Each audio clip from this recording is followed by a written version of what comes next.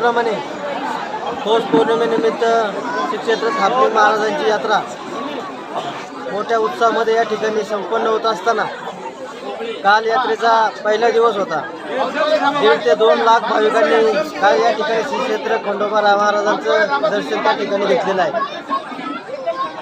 पूर्वीच्या कालखंडामध्ये जी बैलगाड्यावर असणारी बंदी होती त्याचा परिणाम मागच्या काही कालखंडामध्ये झाला होता, परंतु केंद्र शासनाने ती बंदी उठवल्यानंतर अतिशय मोठ्या प्रमाणावर श्री क्षेत्र स्थापनिक महाराजांची यात्रा मोठ्या उत्साहामध्ये साजरी होत आहे।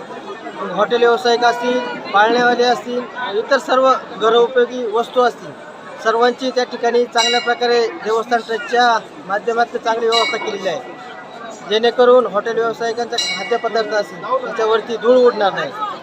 असे अनेक प्रकार त्या ठिकाणी घडू नये यासाठी मग टँकरने पाणी मारण्याचं काम असेल, रोडचं रुंदीकरण असेल, बैलगाडा घाट असेल, घाटाला त्या ठिकाणी अतिशय भरावा मोठ्या प्रमाणात त्या ठिकाणी केलेला आहे, जेणेकरून सर्वांना त्या ठिकाणी बसून गाडे पाहावे येतात असं त्या ठिकाणी व्यवस्था चांगल्या पद्धतीने ग्रामस्थांच्या माध्यमातून आणि देवस्थान ट्रस्टचे अध्यक्ष सन्माननीय देवदत्तजी निकम साहेब यांच्या माध्यमातून चांगल्या प्रकारे आम्ही त्या ठिकाणी व्यवस्था केलेली आहे।